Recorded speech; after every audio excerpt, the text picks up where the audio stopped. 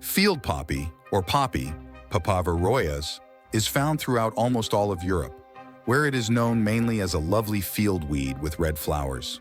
The poppy, Papaver somniferum, is usually white, also very hardy, and has long been cultivated for its main product, opium. Poppy is one of the first plants to be cultivated in ancient times, first in the Western Mediterranean, including Egypt, Greece, Rome, and Crete, and then as far east as India. Hippocrates, or v4 centuries BC, recommended it as an analgesic, as well as against diarrhea and other diseases. Dioscorides, the most authoritative specialist in pharmacology of the 1st century, believed that opium has cooling properties and is useful in hot climates. A dried-out box scatters seeds from the holes like a pepper shaker. Ancient potters and jewelers were inspired by this invention of nature. In the 2nd millennium BC, jugs that resembled poppy pods when turned upside down were exported from Cyprus to Egypt, Syria, and Palestine. Collecting poppies is not easy. Unripe pods must be cut at the root at a strictly defined time to release the milky juice, the raw material for opium.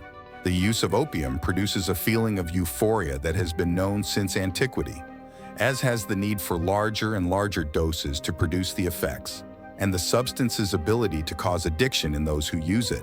An overdose can be fatal, and opium was definitely used as a murder weapon, including, as they say, Emperor Nero, 37 to 68. A later, more sympathetic emperor, Marcus Aurelius, whose personal physician was Galen, used opium regularly, but apparently knew how to control the dosage and maintain a sober mind. Throughout its centuries-old history, opium addiction manifested itself individually. Not everyone was susceptible to it to the same extent. Most often, addiction probably began with the use of opium for medical purposes, since it was certainly present in the arsenal of doctors. A 19th century Canadian physician called it a God-given medicine, Sir William Osler. Sometimes it was prescribed for almost all diseases or symptoms.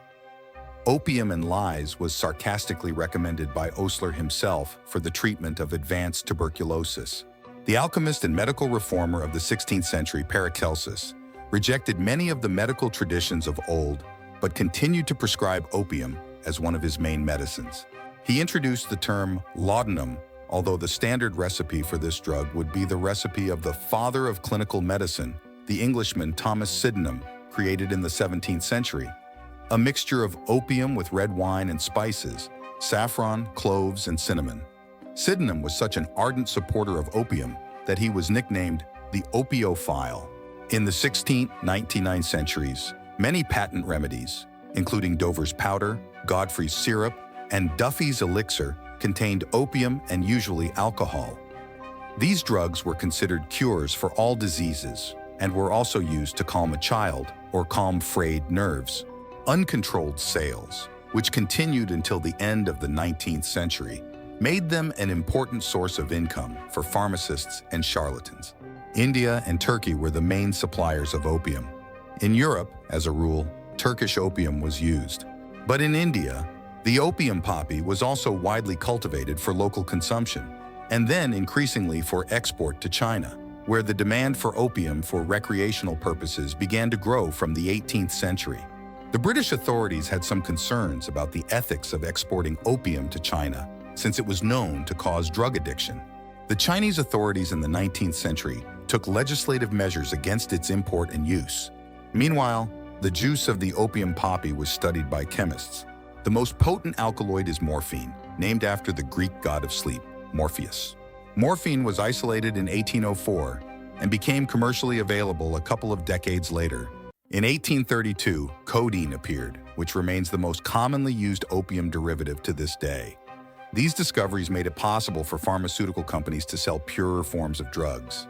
Afghanistan has become the world leader in opium production in our time, although Colombia and the Southeast Asian countries of the Golden Triangle also play a significant role.